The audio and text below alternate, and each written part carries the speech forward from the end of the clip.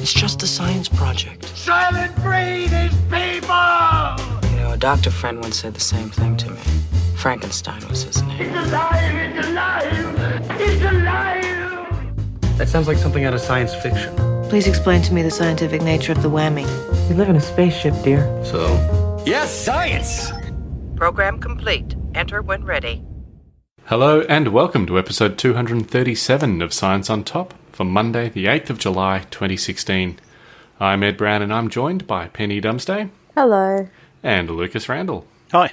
And on the show today, the complicated interior of dwarf planet Ceres and the creepy crawlies infesting the homes of the rich and the middle class. And the poor, really. So, every house, you should listen. But first, Lucas, Space.com has a story about Jupiter's volcanic moon Io, which has what they call a collapsible atmosphere, which presumably makes it for easy storage when you're not using it. But let's back up a bit. Io is the innermost of the Galilean moons, the four big moons of Jupiter that you can see pretty easily from Earth with just a good pair of binoculars.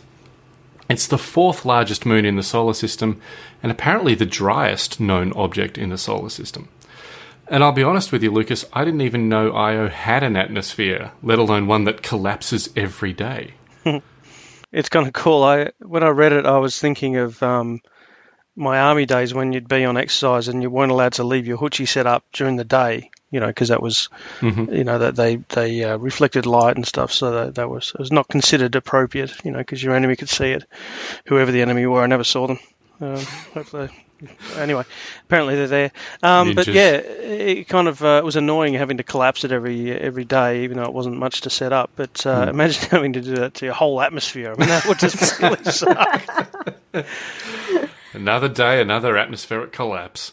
Apparently, though, this is not certainly wasn't a new hypothesis. They thought for a while that this might be happening. And basically what's happening, and the reason why this is occurring, is because of the massive heat changes that occur on Io. As you mentioned in the intro there, Io is the most volcanically active body in the solar system that we know of. And I'll say that now because now it seems that there's just so much speculation about so many objects we don't know anything about. And if anything, New Horizons showed us that we know diddly squat about the outer solar system. So I might just put that we know of at the end of every sentence from now on. Planet 9 is going to be like super volcanic or something if you say that. Well, yes, and I was listening to a podcast the other day that sort of pointed out that calling it Planet 9 was just disrespectful because of, the old Planet 9 that we had that's now not a planet. Get over it. So, and not so much to the planet, but to the people who, who just... Anyway, moving on. So Io is really, really, really volcanically active, and it's mainly that way because of its proximity to Jupiter, which is really big. So because Jupiter has so much mass and it's so close to Io, it tugs on it, it squeezes it, squashes it. So those tidal forces, which are the same as what causes the tides, the oceans on Earth, are basically causing a similar process to take place on the crust of Io. So if you take anything and you squish it and you squeeze it, if you take some plasticine and you do the same to it, it gets soft and it heats up because of the friction.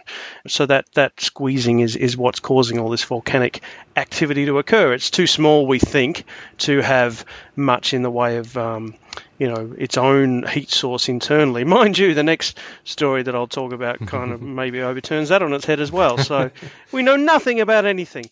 But in this case, all of this squishing and squeezing is throwing out a whole lot of gas into the it causes, the gas is actually what causes the atmosphere of Io. And it's mainly, the ejecta from these this constant spewing of materials that's causing the atmosphere, and it's primarily sulfur dioxide gas from these active volcanoes. It goes quite a way out as well. It goes, sort of reaches up about 300 miles for the empirically minded, 480 kilometers for the rest of us, and it gets really, really hot. But one thing that Io experiences is a really, really long nighttime. Its night is kind of, remembering this is a moon, its night is when it goes behind the huge body that is Jupiter. So that process, when it goes behind Jupiter, is it cools down quite a lot. So it pretty much drops from, it's the surface that drops in temperature, and it drops quite significantly in that period that it goes through. I'm just trying to find the number here because I had it here before. There we go. So Io's surface averages minus 200. Why do they tell me in Fahrenheit? I don't care. Minus 150 degrees Celsius.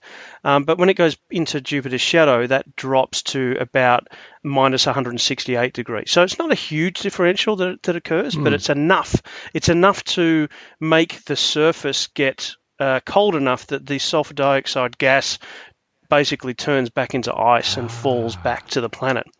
So that's what's happening. The atmosphere itself freezes and drops. It's no longer in its excited gaseous form. And it basically just turns to frost on the surface. And then when it comes out from behind Jupiter, it then, sublimates, goes straight to gas, and then turns into an atmosphere again. It's kind of cool.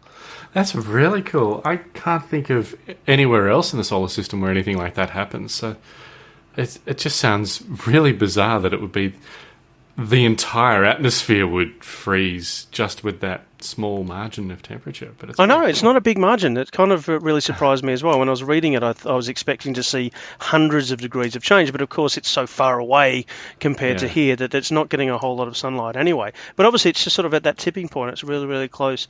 It kind of reminded me a little bit of Earth with the very narrow temperature band where water is a liquid, and we just happen to be right in that sweet spot.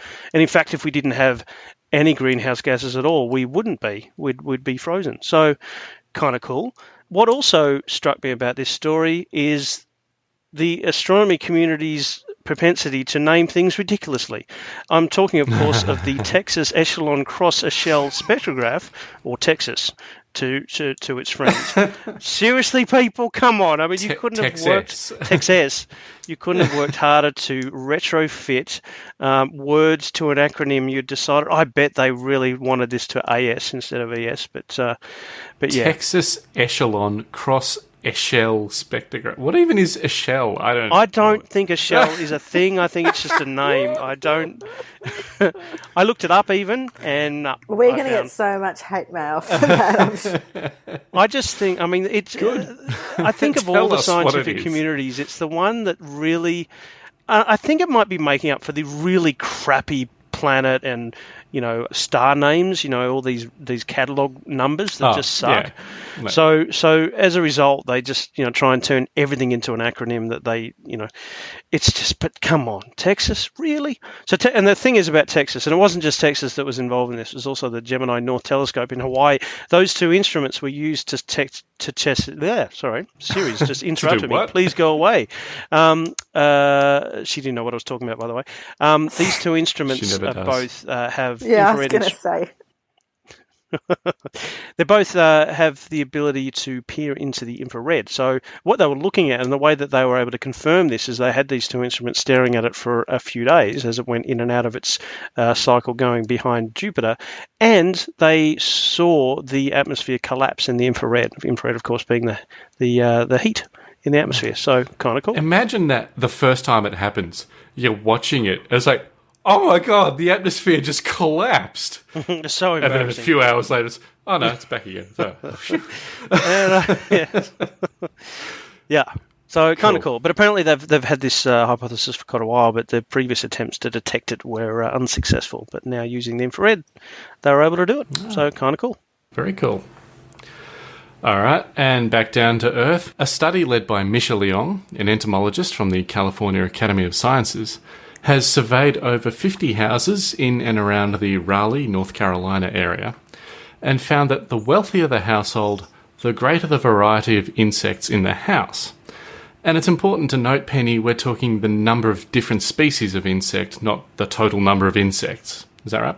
Yeah, so we're talking essentially about biodiversity inside houses and how many different kinds of arthropod they found. So not just insects, there's all sorts of delightful little critters that you might find inside a house. And I thought this was quite interesting to read because I guess the stereotypical cliche is that rich people's houses are clean and nice and white and lovely, and poor people's houses are festering with thousands of creepy crawlies.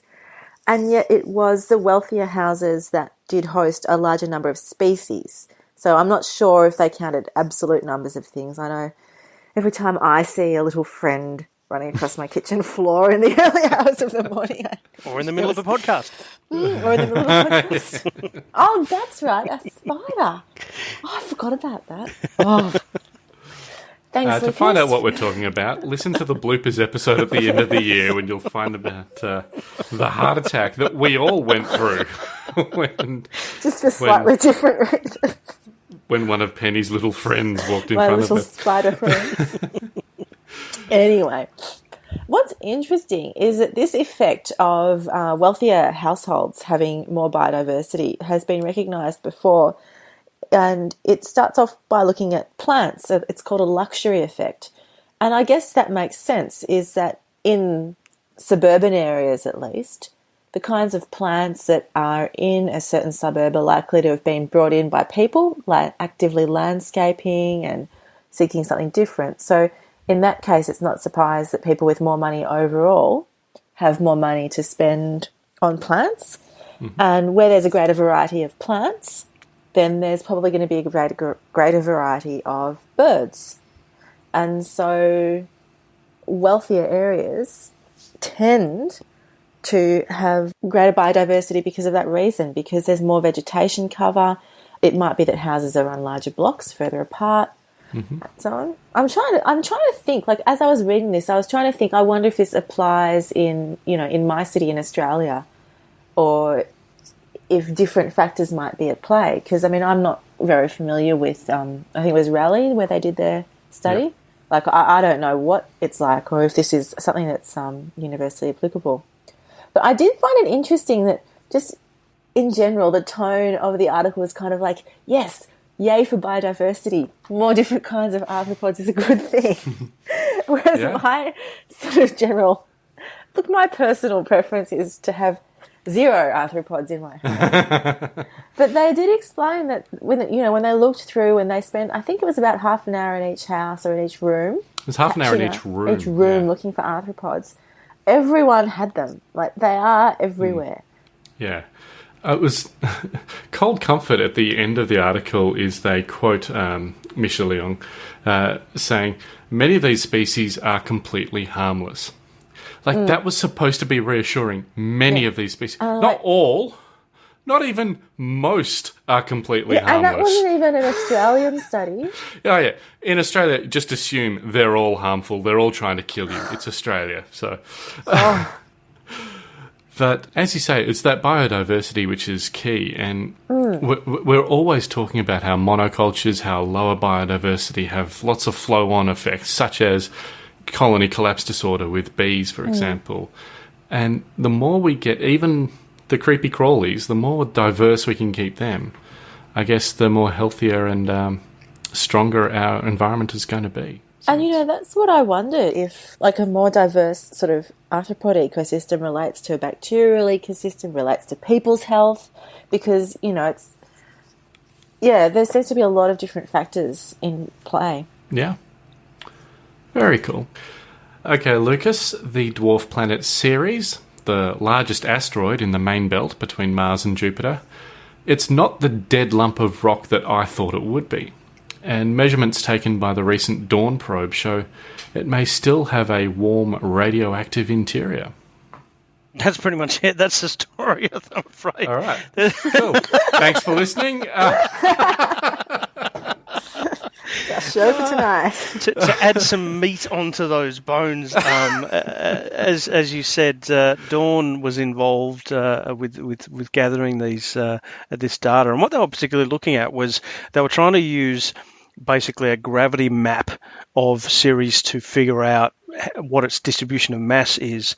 They were interested to know whether it had defined layers like we have on Earth and other bodies that we've observed. We've talked a lot about many of the moons of Jupiter, for example, having all these layers, like an onion or a parfait.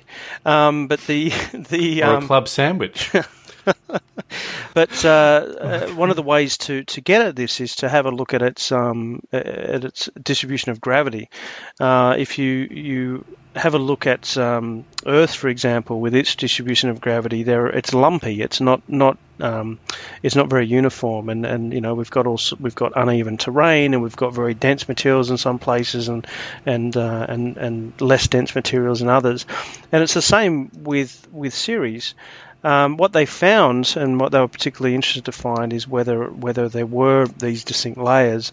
And the gravity map from Dawn has sort of shown them that it has fairly indistinct layers, which gave them some clues as to the process that it went through during its formation. It is less dense than other objects in the asteroid belt, so they were interested to know more about it. And what they're looking for specifically is this thing called the moment of inertia, which is an indication of whether most of the mass is concentrated in the center, like Earth has got its iron core, for example, or whether it was distributed more throughout the body.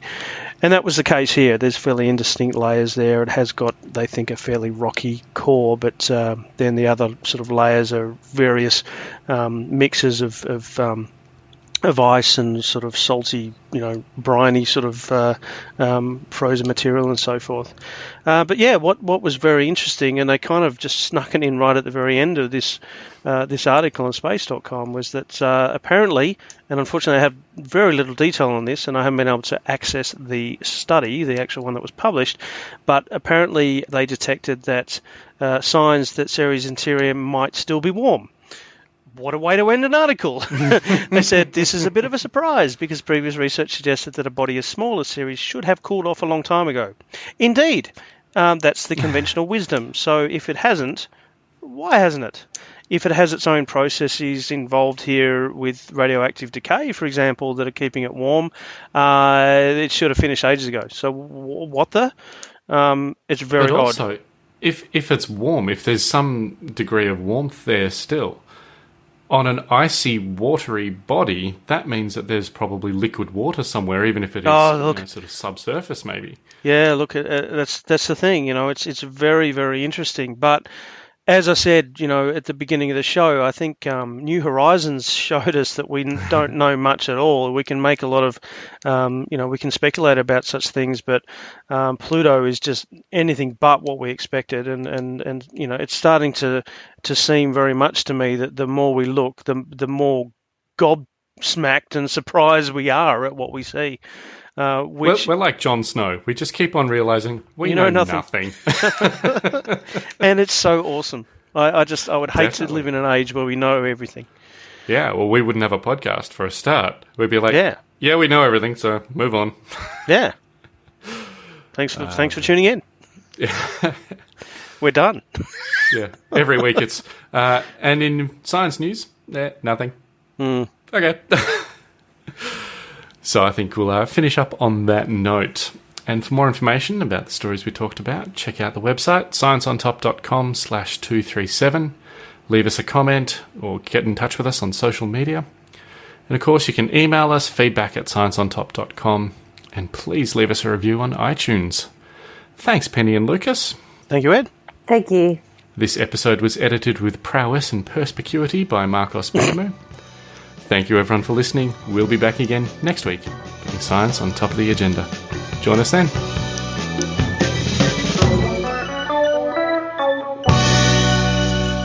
New One Nation Senator Malcolm Roberts has grabbed the media spotlight this week with a series of claims about conspiracies involving climate change. There is not one piece of empirical evidence anywhere, showing that humans cause, through their carbon dioxide production, affect in any way climate. Not one piece of empirical evidence. Carbon dioxide is plant food. It's aerial fertilizer, and it's essential for all life on this planet. Every cell... But you don't say there's any excess being created by human activity. It's very simple, Emma. Science is decided by empirical evidence.